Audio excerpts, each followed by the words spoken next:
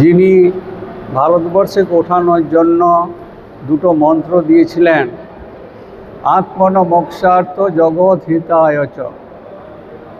সেই জগৎ হিতের জন্য আজ এই যে ব্লাড ডোনেশন, এর দ্বারা কত লোক উপকৃত হবে।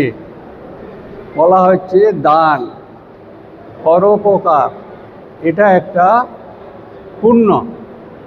এই পরোপকার পূর্ণ করলে আমাদের চিত্ত শুদ্ধি হয়।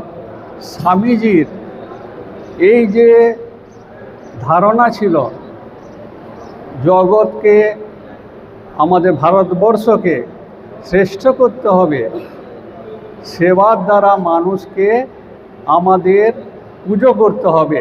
স্বামীজির আইডিয়াটা এসেছিলেন যে সেবা নয়, দান নয়, এটা হবে সেবা। এটা রামকৃষ্ণদেবের কাছে স্বামীজি পেয়েছিলেন এবং সেটা তিনি পরে আমাদের স্ট্রাকচারেও মনাস্ট্রি গড়ারে দিয়েছে, ভক্তদের কাছে দিয়েছে। সেবা কিভাবে না, ঈশ্বর ভেবে। এইখানে একটা কিন্তু অন্তর আছে, স্বামীজি বলেছেন সেবার দ্বারাই আত্মশুদ্ধি হয়।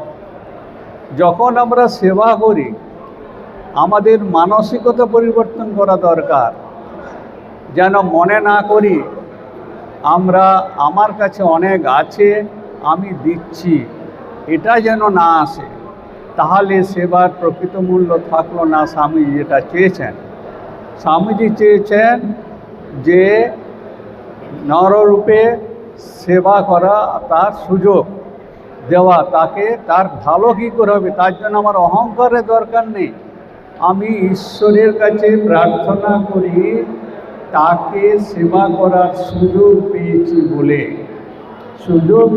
বলে। ওনারা যদি ব্লাড না দিতেন তাহলে কেউ সুযোগ পেত না।